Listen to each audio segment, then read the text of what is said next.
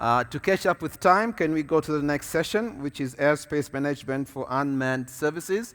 Can I ask Barbara and David to come up, please? The next 3 sessions are also going to include a wrap-up slightly, or a summary of what happened yesterday. So we'd like to know what... Get more. So please, over to you.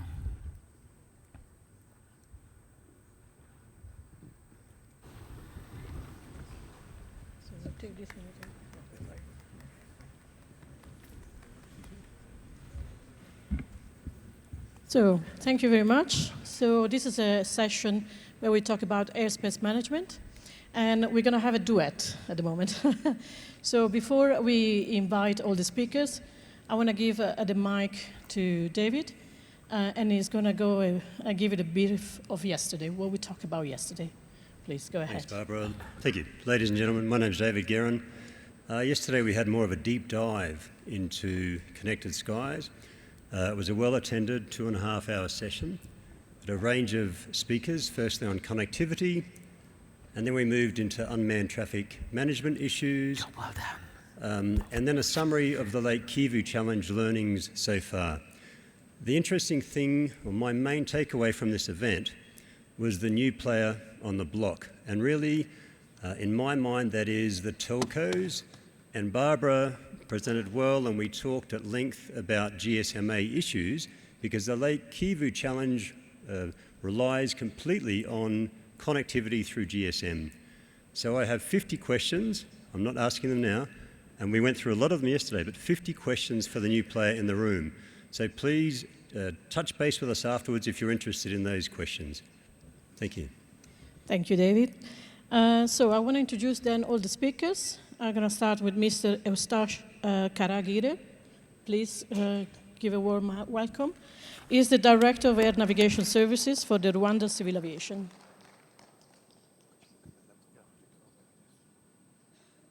Thank you. Then we have Mr. Etta, is the representative in Africa of the United States Federal Aviation Administration. Welcome.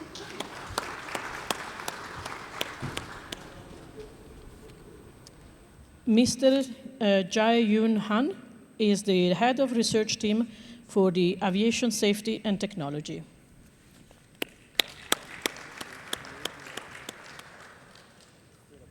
Then we have also David Guerin, which is the African Drone Forum Safety and Airspace Integration Aviation. Then we have Mr. Phillips Binks, which is the head of air traffic management from Altitude Angel.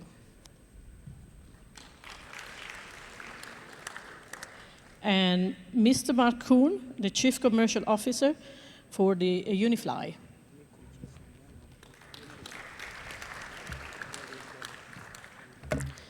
So thank you everybody for being here. The way we will start a little bit with some slides, and then we will go trying to have most of the questions also from the audience. So I want to give the floor first to you. Please, here's the clicker. It's up to you if you want to stand or sit for your slide.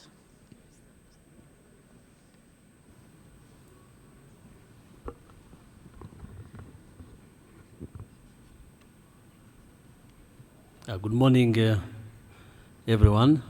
My name is Karagire Eustache. I'm a Director Air Navigation Services, Rwanda Airport Company. The company which is now separated from the regulator, Rwanda Civil Aviation Authority, from 2017. Now the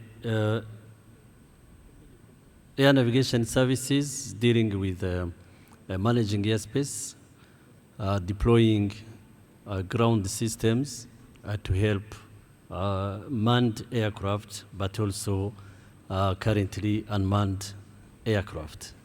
So those ground systems also helps to provide services like aeronautical information services, but also aeronautical meteorology.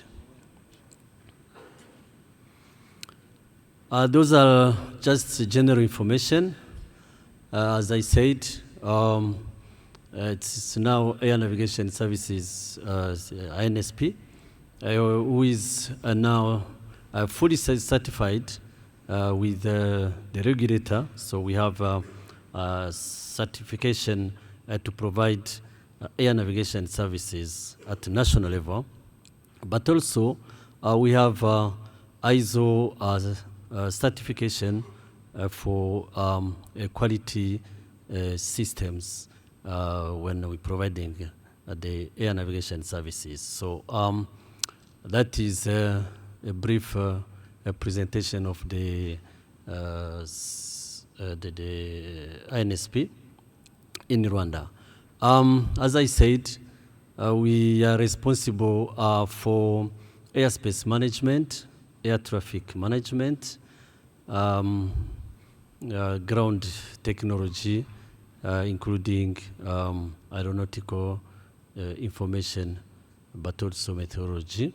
And currently, from 2016, now drone as a new entrant is now managed and accepted in Rwanda airspace.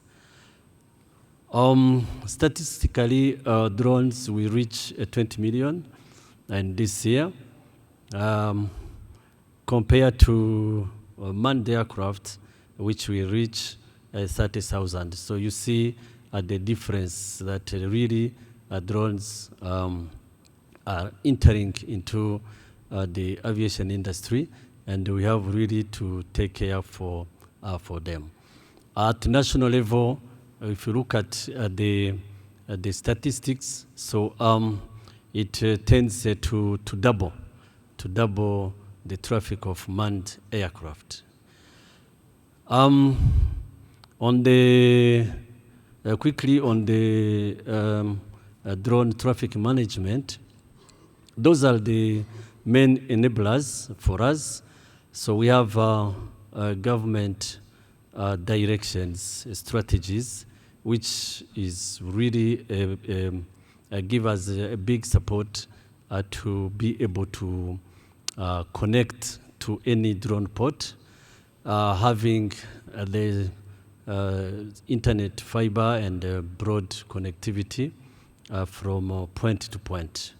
So the internet penetration helps us to make sure that from drone port to the air traffic control unit, we use the voice of AIP or the data through internet. So it's a really infrastructure which helps this UTM to be really happening.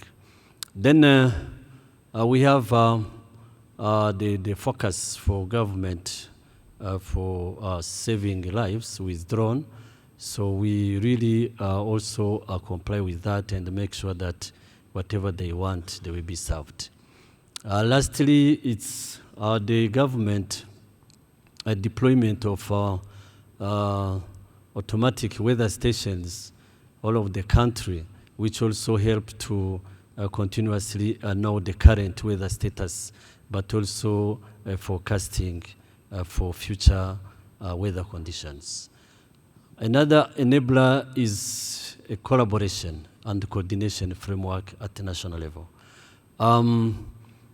We have different players, regulators, drone operators.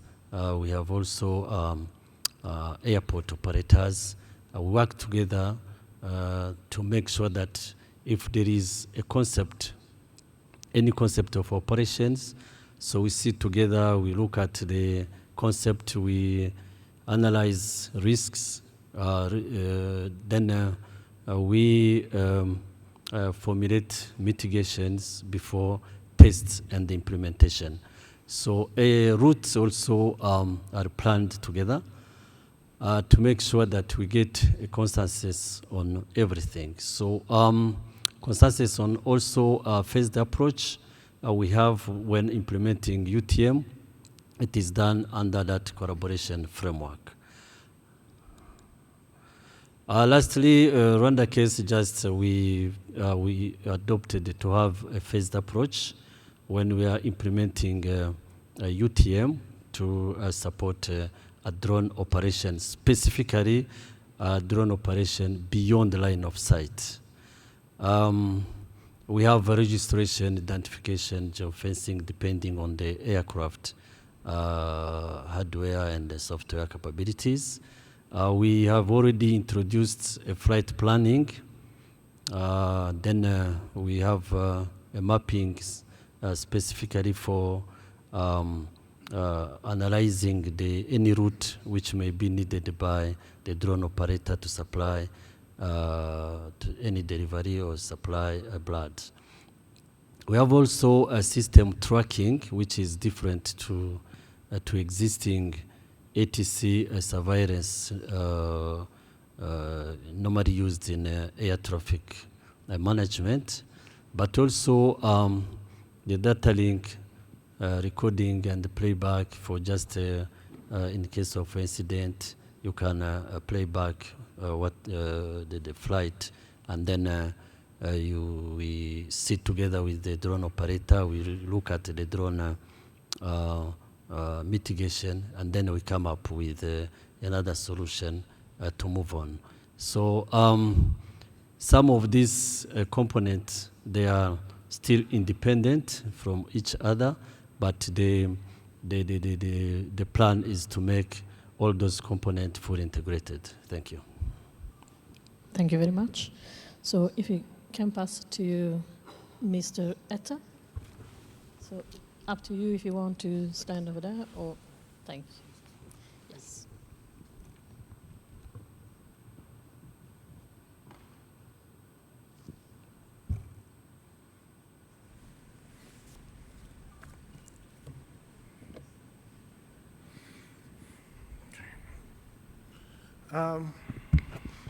Good morning, ladies and gentlemen.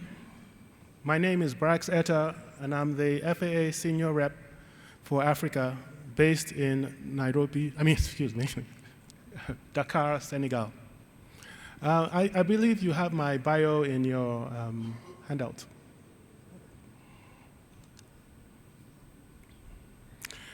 Okay. This here is the vision of the future vision of the UAS environment in the US.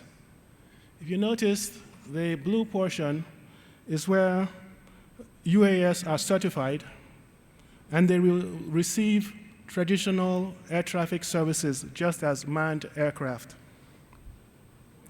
At the bottom, at 400 feet and below, you have what we've been discussing all week, the UTM, where the US must meet established performance requirements. And they cooperatively separate through shared situational awareness. There are no air traffic services involved here.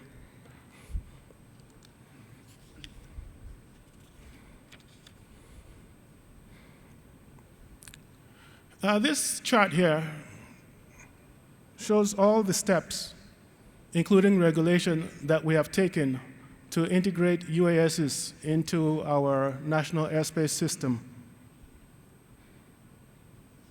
In the dark, well, I guess in the black, those are all the activities we've completed. Too many to go through right now. And then in the light blue, those are activities that we plan for, that we are currently undergoing. And the white is for the future. One of the light blue one on the left, you'll see remote ID. That's what we're working on right now, and it's a fundamental piece of our UTM concept. You'll also notice something called the USS communication, and this is a UAS service supplier. US service supplier to US service supplier, and I'll talk about that in the next slide. So here, our concept here is we have a UTM ecosystem, And we use that word ecosystem to mean an ecosystem of capabilities. We'll have the FAA capabilities, and then we'll have the industry capabilities. And if you see there's a cloud, we have a FAA cloud services where there will be hosted several applications and services. For the FAA cloud, you'll have the US registration information, the facility maps, US facility maps, airspace authorizations, flight information management, and so on. And here, the FAA is not going to provide the services for the UTM. We're going to let industry do that. So FAA capabilities are going to be shared to the various USSs.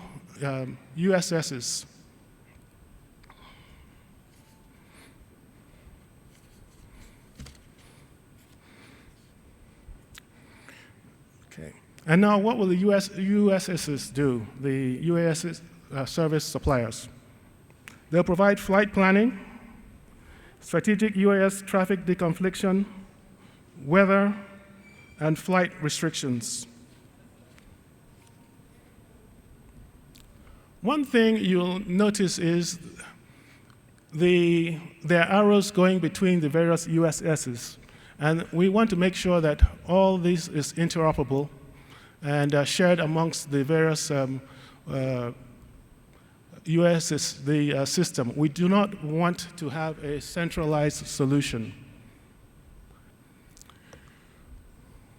One application, one current capability we have now is called the low altitude notification, low altitude and authorization, low altitude authorization and notification capability, the LANCs. When we passed the small UAS rule, 107, some of the operators wanted to operate near the airports or controlled airspace. And in order to do that, they needed authorizations. So the FAA decided to provide these authorizations. And they were immediately swamped. They got thousands of requests. And within, the backload was about 90 days to respond to any authorization request. So the FAA, working with industry, provided that, so they handed it out to the industry and says, help, we need to decide, we need your help in coming up with how to deal with these authorizations. And that's where the LANC system was developed. It's all from industry. Industry came up with a way, once the FAA provided all the information you see there, the industry was able to, in very real time, provide authorizations to the various operators in the system that requested authorizations. Let's see. Since 2017, there have been about 170 approved authorizations through LANCs. And this covers about 400 air traffic facilities involving 600 airports. And we currently have 21 LANCs, USSs, excuse me. And then questions for later. Thank you very much. So now we will go to Mr. Han. Thank you.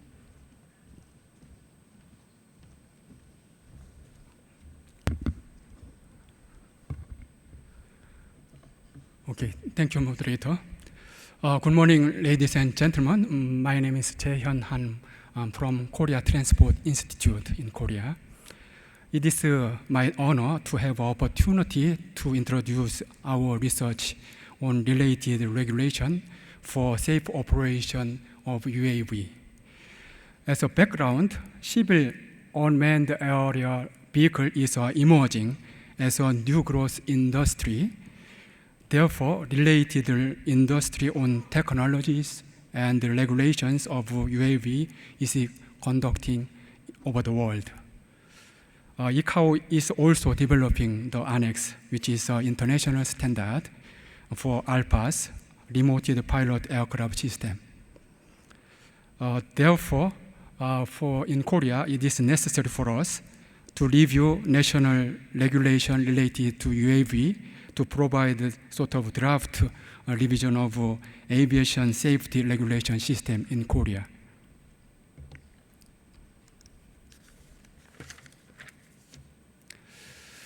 On the right-hand side of this slide, the concept of ALPAS operation is shown. At the center, remotely pilot aircraft is operated by remote pilot through the C2 link, command and control data link, as you know.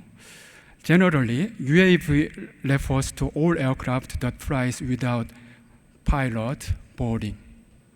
However, we are focusing on certified UAV for study on the regulation for UAV.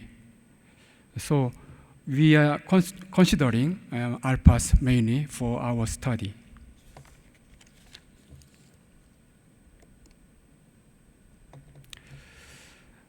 For the development of the regulation for UAV, we have analyzed the draft annex of ICAO's ALPAS panel. And for example, Annex 1 is for personnel licensing for remote pilot. Annex 6, Part 4 is for ALPAS operation, and Annex 8 is for airworthiness for ALPAS. And Annex 11 is for air traffic service, including ALPAS. Thereby, we have reviewed the Korean regulation system, such as Aviation Safety Act. It's a sort of upper level of regulation, and then Korean airworthiness standard, and the flight safety regulation, and air traffic service procedure as well.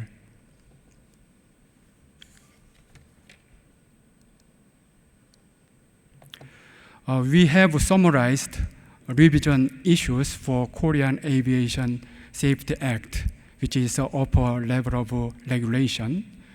So first, we need a legal basis for safe operation of UAV. Current Korean Aviation Safety Act has no basis for the airworthiness operation certificate and licensing for UAV. And second, we need safety supervision, such as SMS, safety management system for UAV operation. Third, we need to consider UAV characteristics, such as remote pilot, and the C2 link, and detect and avoid, etc., for considering the Aviation Safety Act. Therefore, we would like to suggest revision directions like right-hand side. Okay.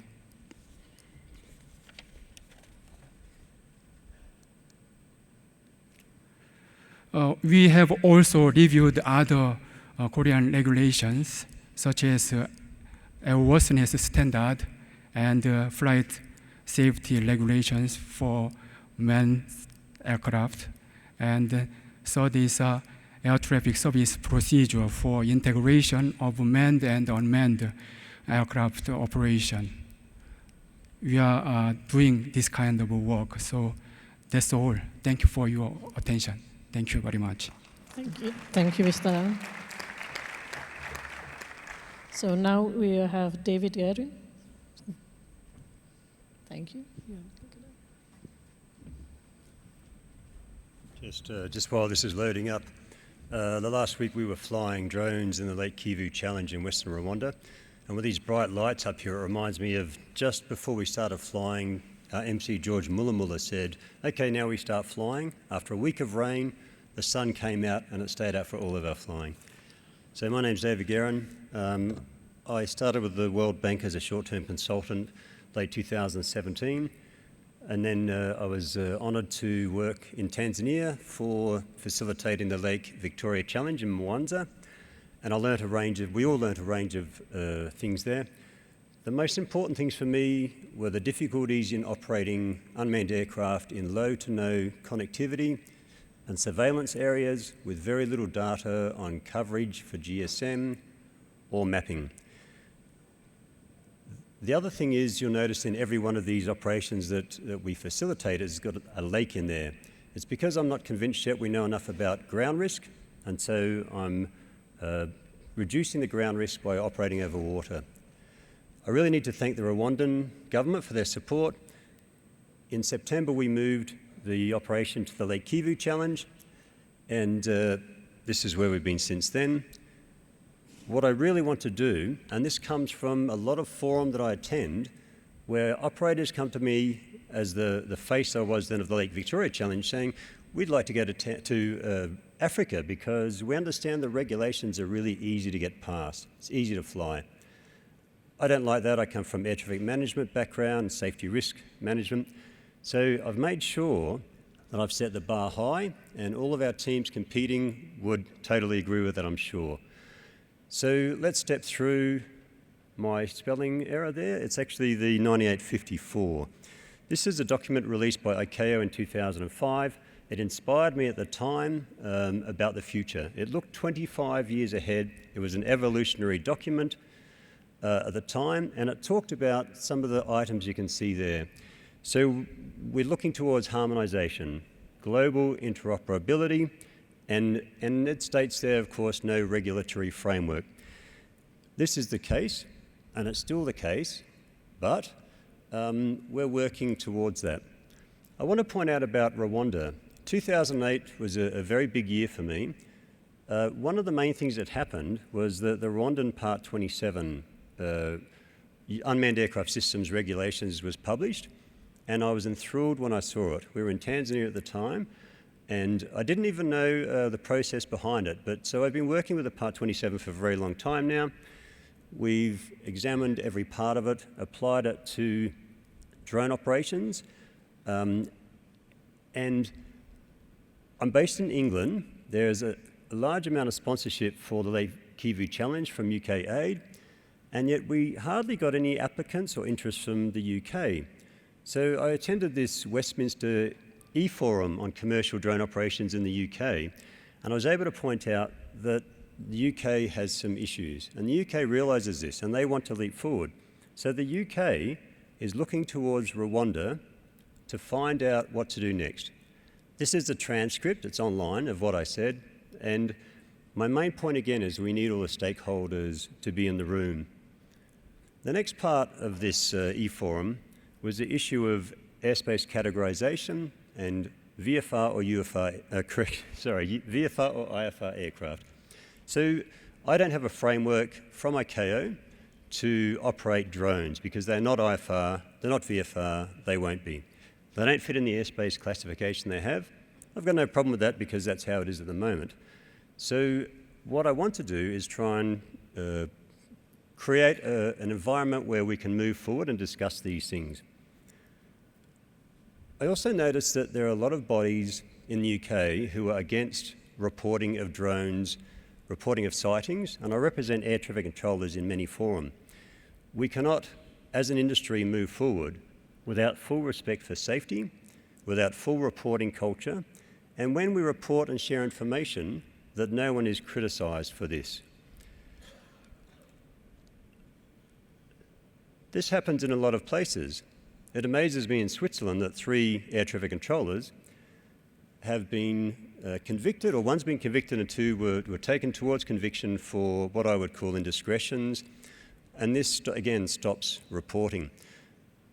The next point from me is that at the moment, and this is the main focus point for me, there are no separation standards, there are no segregation guidelines for air traffic controllers anywhere in the world to allow unmanned aircraft, I'm not talking about RPAS, but to allow unmanned aircraft to operate legally in their airspace without a fair amount of work.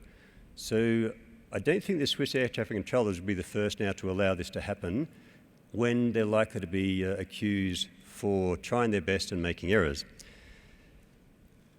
This is a complex scenario. This is the work we did in Australia when I was a senior ATS specialist. 2014, we wrote some guidelines that we could then apply to allow RPAS or unmanned aircraft to operate in the airspace. For each one of the applications, it took between 1 and 2 weeks to process. So accommodation takes a lot of resources. There are really only 2 of us in the whole organisation. We are moving forward, and just in summary, I'd like to mention my goals are to provide a toolkit for African and other countries to look into and say, I need to rely on GSM. I need to know about this. My roadblocks are IFR, VFR, the categorization of airspace. And please, everyone be involved in this way forward. All the stakeholders, and I mean JARIS, ICAO, BALPA, IFATCA, IATA, CANSO, industry, all need to be in the room because we are not fostering a drone industry, the direction we're going at the present. And I know this because I'm a practitioner where I tried to apply ICAO and I can't operate in controlled airspace, and I tried to apply JARIS and I can't operate in controlled airspace. So for the time being, it's segregation. Thank you very much. Thank you very much, David. So now we go to Mr. Phillips, please.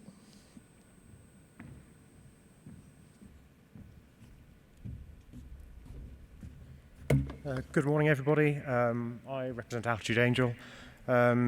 For my presentation, I'll just give a very, very high level who Altitude Angel are for those people who don't know us.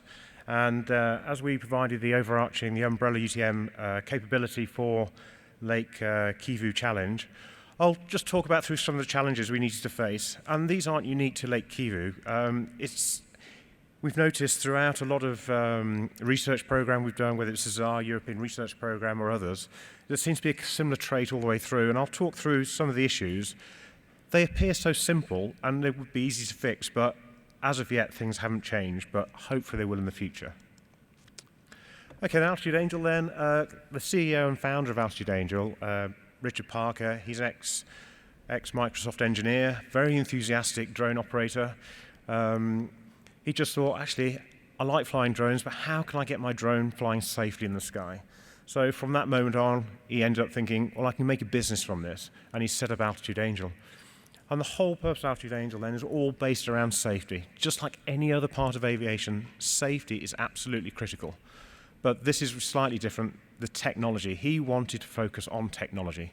So safety and technology are right in our DNA there. So since those time, we now have activity in 83 countries, a very strong European presence, but we also in other continents as well. We have about 80 million interactions with our platform per month. And that's when people are seeking data, finding out ground hazard information, airspace information and stuff like that. And then on top of that, we have 8,000 flight plans onto our platform per month. I just need to clarify, these are voluntary flight plans. There are no mandated flight plans for drones at the moment. So these are people which I'm really pleased to see are going, actually, it makes sense for me to announce where I am operating. And you do that electronically, and we can promulgate that information around. We can share it with ATC or ATM, and we start to see a clear picture of what actually is going on in the airspace. Okay, there's some of the challenges that we're facing. And as I say, these aren't unique to this Lake Kivu, but it's quite interesting. I spoke to the engineers. I'm not an engineer. I'm air traffic manager, air traffic controller by trade. So I had to go and liaise with the engineers and say, well, what do you find difficult about setting this UTM thing up? And a simple thing like telemetry. And you go, well, yeah, that's obvious, isn't it? You know, he said, but it's not. I said, no, because every single telemetry provider, data provider, has a different format. It's a digital layout is completely different. So we've got to adapt for that. The units of measurement they're using are all different. Some people use meters, other people use feet. And then another really, really simple thing is like a reference point. You'd think a reference point would be really, really straightforward. So if you're talking about altitude or height, but no, some people use height above mean sea level or mean sea level as reference point. Others, ground level. Others use barometric pressures. Others use height from the position of starting point. Well, that's okay if everybody starts from the same point. But in the real world, that's not going to happen. And so all of a sudden, 400 feet for one person is not 400 feet for somebody else. It's actually a completely different level. So you've got to really allow for all of this kind of stuff to take place. And these are kind of challenges our engineers, I believe, enjoy doing. I think they have a bit of fun doing it. So I'll give an example. If we get telemetry information, we receive it, and it gives us the lat and long and altitude and time. We then got to convert that to a common reference, and we do use WGS-84 coordinated system. Please don't ask me about that. I just got told to say that by the engineers. And then we've got to interpopulate other additional information like velocity, acceleration, and heading. Now, wouldn't it be great if we could start working on some standards where all the data providers actually use a common reference, common units, common reference points, and actually as an industry, it's quite an immature industry at the moment. It's developing very, very rapidly. It'd make our lives so much easier in future, and arguably it will make it a lot safer. Anyway, so that's our introduction to Lake Kivu. We're really thrilled to be a part of this. It's really, really exciting, and we're looking forward to getting involved in the flying that's taking place as of from tomorrow. Thank you. And now, last but not least, Mr. Coen.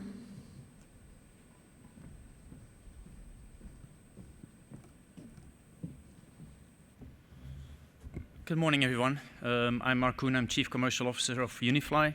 I'm the last person with a presentation before the interesting part starts, the panel discussions, so I'll try to keep it short and brief. Unifly is one of the UTM software providers. We operate globally. Our platform is currently rolled out in 4 countries on a national scale. Next to that, we are operational in Asia, in Japan, in one of the provinces. We support UNICEF in Malawi with their drone corridor.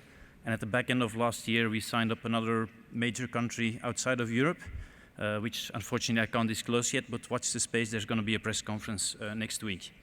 I'm going to talk a little bit about the experience we have with airspace management with 2 of our customers. The first one is Skies DGLV in Belgium. So the contract we have in Belgium is a combination of the air navigation service provider together with the Belgian Civil Aviation Authority. And we worked with them quite heavily on the airspace management in Belgium. Initially, some of the airspaces in Belgium are activated and deactivated by NOTAM. And we worked with the Belgian Civil Aviation Authority and the ANSP to come up with a NOTAM catalog so that we could translate the information in the NOTAM and dynamically activate those no-drone zones on the airspace in Belgium. As a result of that, we've been able to support the drone community because one of the provinces next to the coast was a helicopter training area for the military. And if there was a helicopter training during the day, the whole province was disclosed for drone operations during the whole day. Working with us, we kind of separated that one area in 4 different areas, and the areas are activated by NOTAM and only active half an hour before the training flight up until half an hour after the training flight. So the drone operators now have more capabilities to fly in that region in Belgium.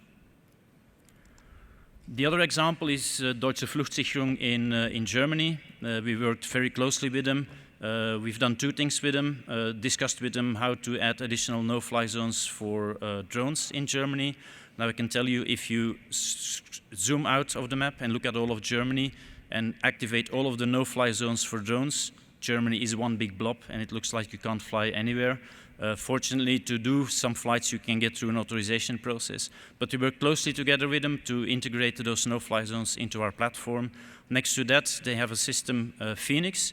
Phoenix is fusing tracks from manned aviation, so both the manned aviation using ADS-B, but also FLARM and some other technologies. We integrate that data feed into our platform so that in the platform in Germany, we got a complete view, having drones being tracked by some technologies, as well as the manned aviation and having a complete situational awareness in Germany. Thank you. Thank you very much. So what I would like to do is do one question for all of you, and then I will come back to the audience. So I want to make it a little bit interactive, so start thinking of your question. So maybe if I can start from this side and asking the question, I noticed there's a slightly different approach in different countries. So what is your, how did you start to approach in UTM compared to the air traffic management for normal manned aviation? And why is different? How do you see the vision going forward? If I can start from here. Thank you, Madam Moderator. This new concept of UTM, which is a platform to be able to manage the drone when in flight, really it's a new concept which needs some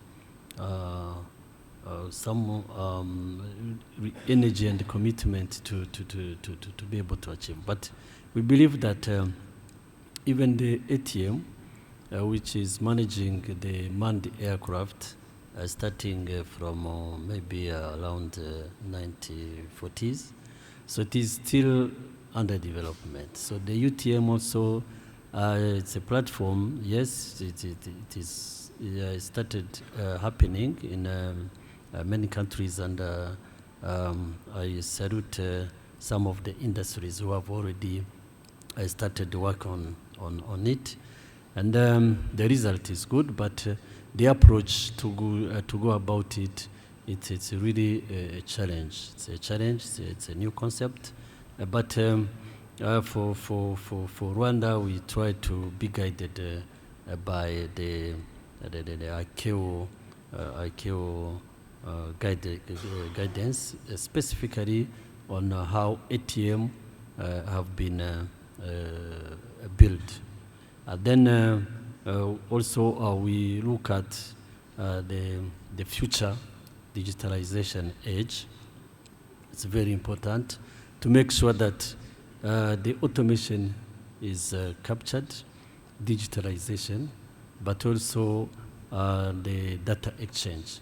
So those three components which will revolutionize the future digital age, even the aviation, we have to take into account. And sometimes we are in the middle between the industry and the drone operator. So we have to make sure that the product really will benefit not only to the service provider, but also to the operator. So far, another challenge we face sometimes. Well, Rwanda, we are lucky because we have a minimum infrastructure to be able to get information or to exchange information through the physical infrastructure on the ground, but also put also in consideration the weather conditions installed in the country. But if you do not have that infrastructure, really it will be very difficult to implement the UTM. So in general, it is something which is happening, and we can't run out of it. But we have to do it in a phased approach, depending on the needs you have already identified, depending on the resources you have, but also depending on the readiness as a country or as a service provider. So those are the factors probably which may be considered, and which of course made different countries at the different stage in implementing UTM. Thank you very much. Thank you very much. Then if we go to Mr. Etta, how it's been approached, for example, by the FAA, the difference ATM and UTM, why normally the FAA is dealing with the air traffic management for manned aircraft, but it's slightly different the approach you took for the UTM. I think there's several challenges with the drones, and I think early on we made the decision that we were going to integrate these drones into our airspace. But we came out with certain regulations, initially, and we found out that those still didn't cover all the capabilities that drones had. And drones were developing so rapidly, but we still wanted to address those issues of drones. So we came out in, I think, 2016 with the small drone rule, small UAS rule. And there we had some certain stipulations, like certain height, and it can't do it can't go over people, and so on. So as we had those in place, we still had many drone manufacturers and operators coming up with different concepts. And we realized that this system didn't really work. This framework we had didn't work, the regulations. We knew we had to do something.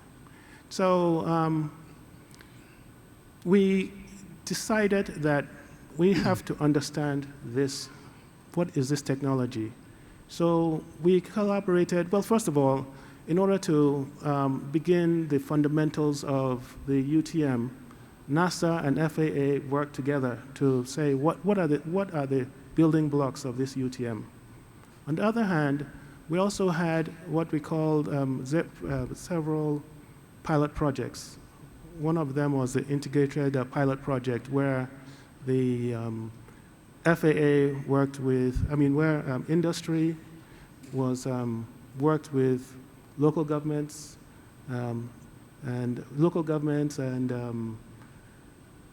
to come up with, we wanted to understand what are the complex capabilities of UAS that we can't cover right now. And that has brought a lot of understanding to us in how we need to shape our standards. We realize that we can't have prescriptive standards. We have to, as we've worked with them, we've come up with standards that we know can take in all these requirements.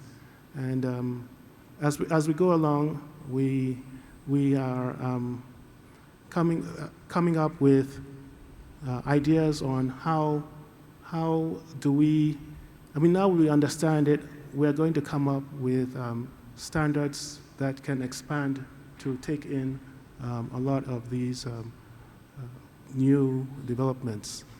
At the moment, we have about 1.5 million drones in the US. It's going to double. We realize that we cannot,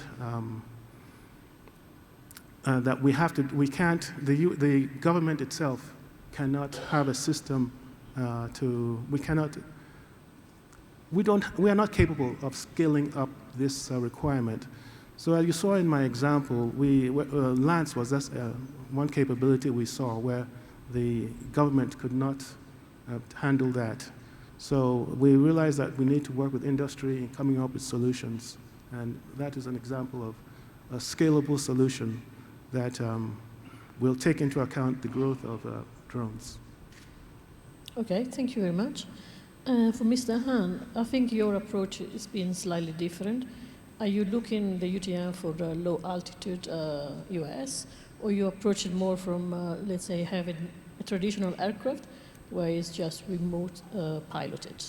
And why did you start from that approach rather than the low altitude? Mm-hmm. What was the thinking behind? Okay. Moderator, very good questions. Actually, it is a bit difficult to, classify of UAV exactly. But according to the ICAO, there is 3 categories. Depends on risk. Category A is lower risk, and medium risk is category B, and then category C is more certified UAV. So for the regulation, we started from certified UAV because we don't know exactly what kind of technology will be developed in the future. But we are focusing more certified, and then later on for the safety, and then how to support the UAV industry. we will sort it out. But by the way, for the UAV, it's a bit difficult to approach it for the regulation because of lack of data for the flight data. So in our research team, we have converted manned aircraft to unmanned aircraft for the flight test. And with the simulation, we are testing for the emergency case for the case of lost seat link. So that kind of some experience will be very helpful for the regulation in the future. Okay, thank you. Now we start from the other side, maybe. I'm going to ask from Coen first, and then for Binks. Is what do you see as a UTM the most important services right now that you offer, and going forwards, what type of services are required for your customers, basically? Yeah, I think the most important service we deliver to our customers right now is enabling drone flights, so getting the flight approvals in. So on the one hand, we have a mechanism where people can have automated flight approvals in case they apply to all the national rules and regulations, they can fly in the area. In some cases, then you get special approvals from the Civil Aviation Authority, getting approval from the ANSP, flying over a nature reserve, getting approval from the foster. That quite often is a very hard and difficult process with a lot of paperwork. And we support that with the workflow, so that we, on the one hand, we shorten the time that the drone operators get feedback from their request. On the other hand, it supports the authorities as well, because their work is a little bit lighter and they don't need as much personnel as they do. We've seen the example in Belgium, where a drone operator typically took about a couple of months before getting an answer on his derogation. We have implemented the workflow right now, and it's gone down from a couple of days to a week, 2 weeks maximum. So that's a big change. Germany as well, which is a little bit more complex, because in Germany you've got 17 Landesluftfahrtbehörden, which are basically 17 small civil aviation authorities. So we're supporting that in Germany right now as well with the digital workflow to those 17 LLBs. Looking more towards the future, we have our flight view where we right now do situational awareness. So we give warnings to people if they're flying in a no-fly zone, if they're flying outside their flight plan or too close to a manned aircraft or another drone. I think moving forward to the future, the service we want to deliver is getting that information out to the actual drone that is flying, and instead of just giving situational awareness, providing that information to the autonomous drones that can take action on it. The logic in the drone will reroute around a no-fly zone, take into account an emergency helicopter is passing by, and replanning his route based on the information that's being provided by the UTM.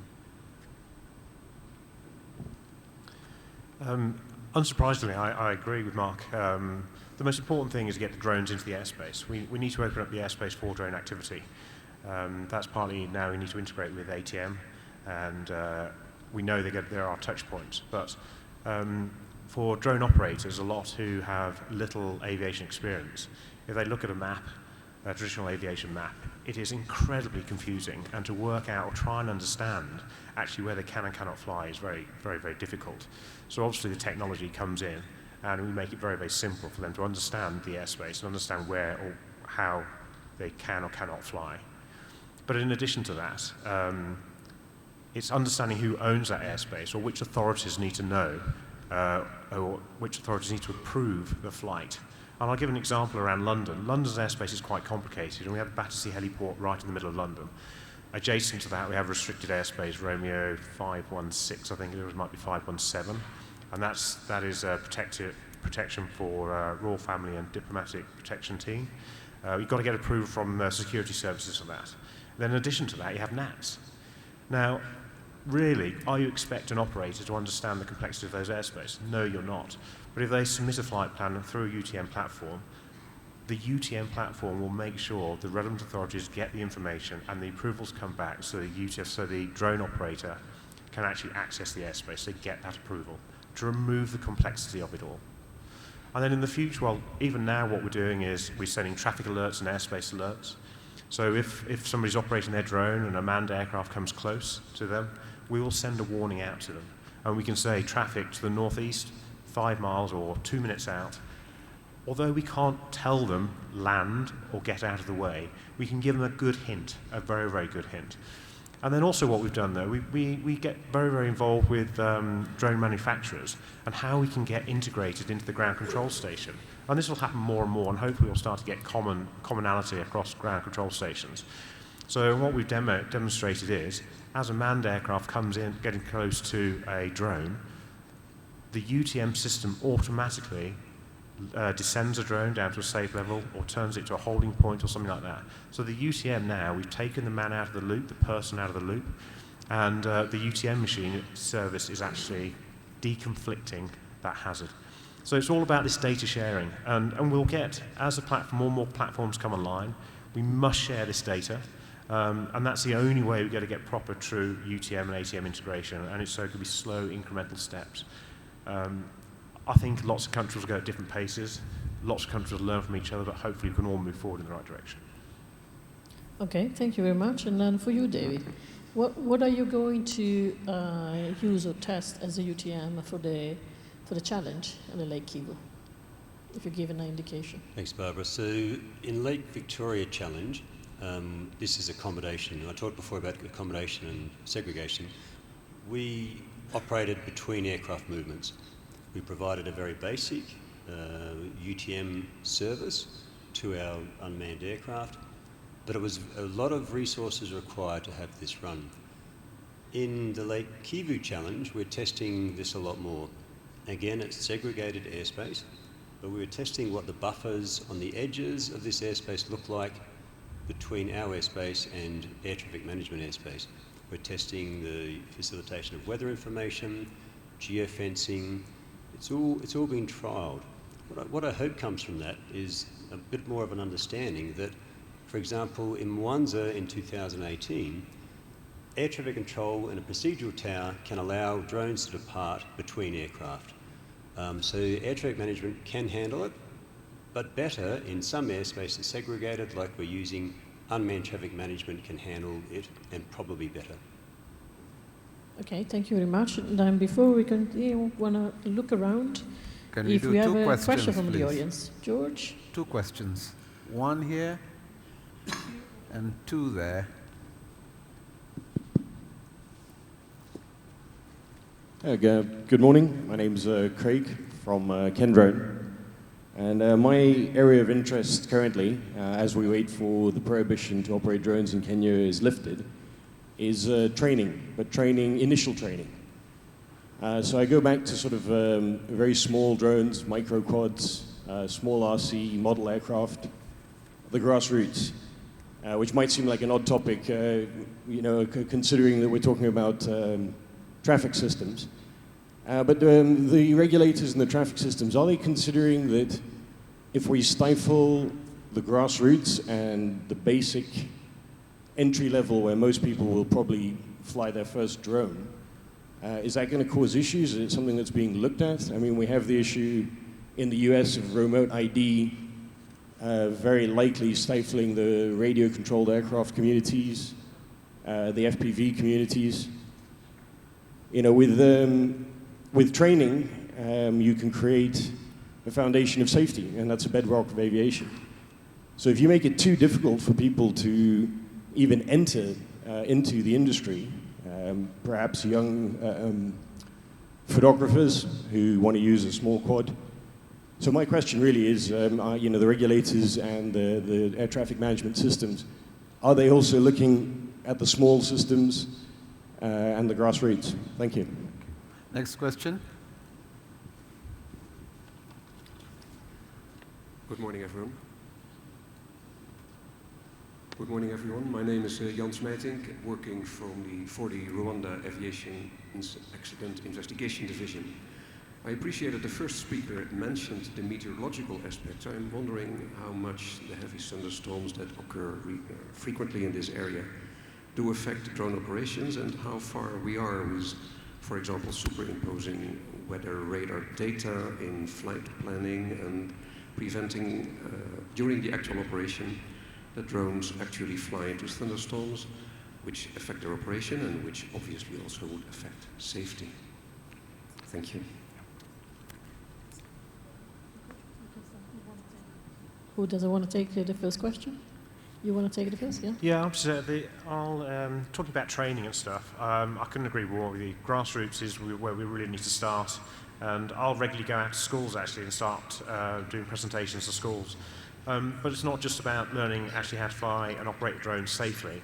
It's actually learning about airspace as well. So I'm air traffic controller by background, so I'll go and give them a brief on the airspace to try and get them to understand and think about.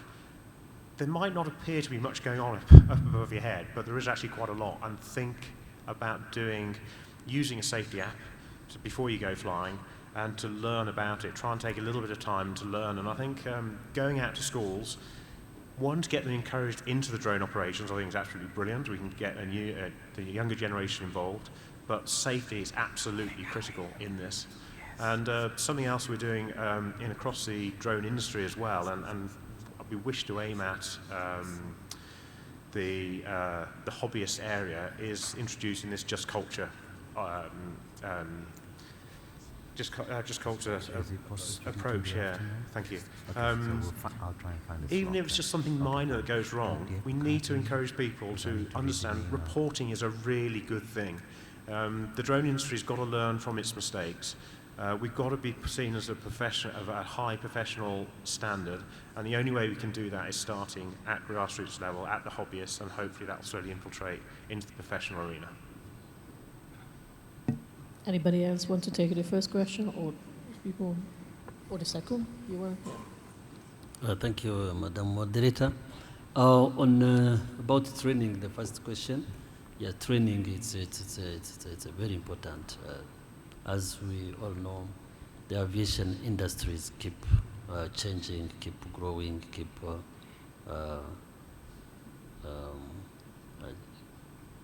give us challenging. So training is very important. But if you look at the UTM, for example, or the entire process from the regulator up to the service provider. So there is really a need of training in different areas.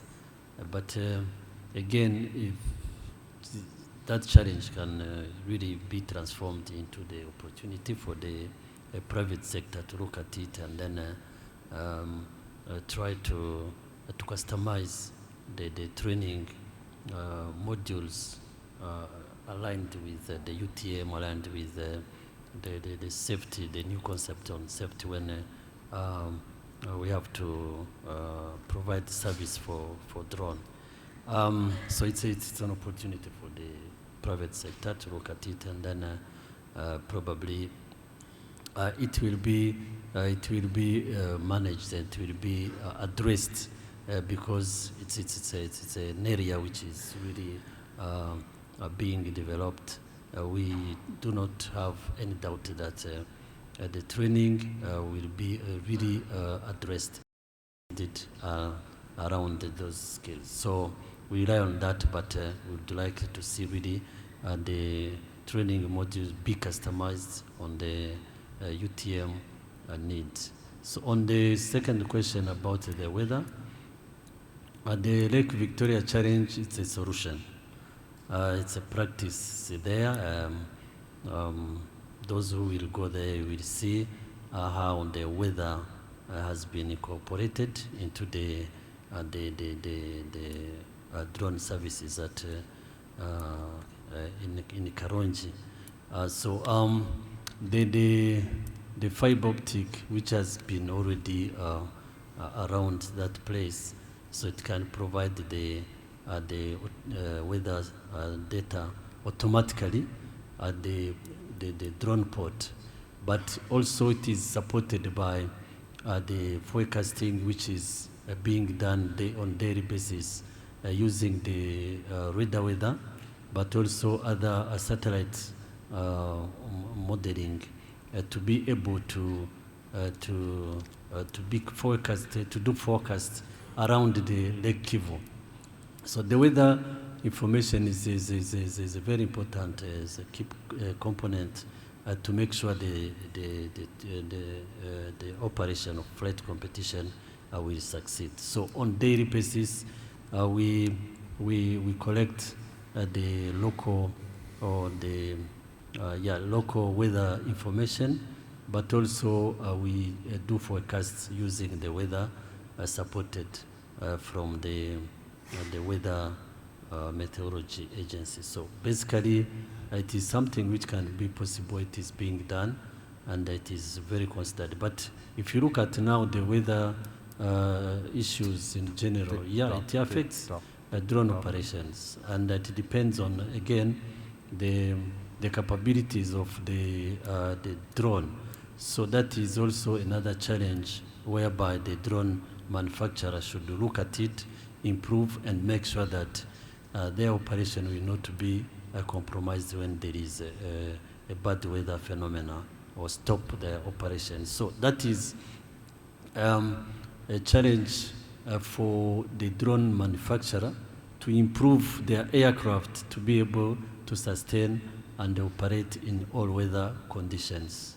But really, currently, we have observed some challenges caused by weather during the drone operation.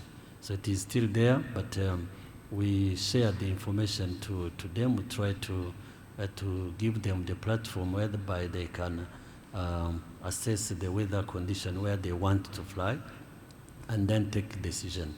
But again, it's an effort to be done by the aircraft manufacturers to improve their aircraft to be able to do their operation. Thank you. Thank you. Very quickly here.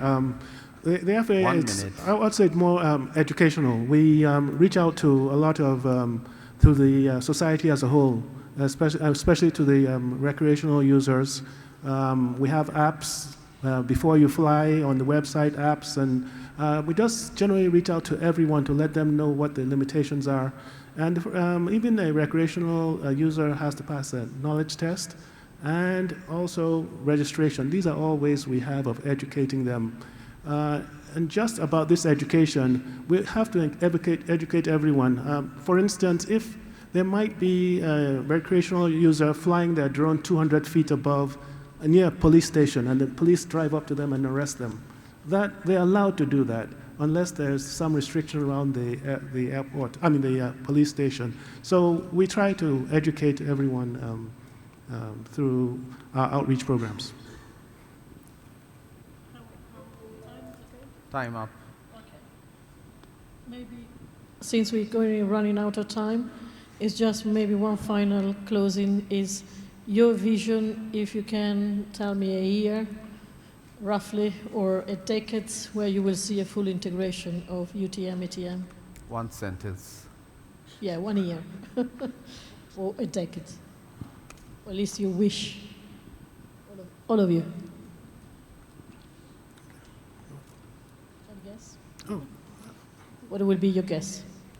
One sentence. Okay. With remote sensing, detect and avoid, we shall have all kinds of capabilities, air taxis and so on. So, but these are the building. We need registration. We need remote sensing. We need detection. Detect and avoid. And then all these capabilities of UTM should be able to support all the complex future operations of UTM. That's a paragraph. Next. And if you, yeah. Okay. I hope for UTM will be quite important for the level of life quality in the future. Okay. Okay. Thanks. Okay. If you. Yeah, all of you. Okay, I think for us it'll be routine beyond visual line of sight operations, and as soon as we've done that, we want far greater integration with ATM. We've done many steps already, but we want to continue those steps into integrating properly with ATM. Marc? Yeah, the question is, how is UTM going to evolve? If you see that Airbus a couple of weeks ago did an autonomous takeoff and landing with an Airbus, is that going to be unmanned traffic management, or is it going to remain ATC? I don't think anybody said a year, so I'm going to shout out a year. I hope by 2030 we have full integration with ATC and UTM. That's Thank half you a very much. paragraph with a question. Okay. Yes. Perfect.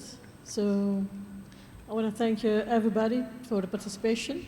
If you can give an applause to the speakers. Thank you very much. Thank you. Thank you very much, panelists. Sorry to rush you. We're running out of time. Thank you very much. The usual, that's going to be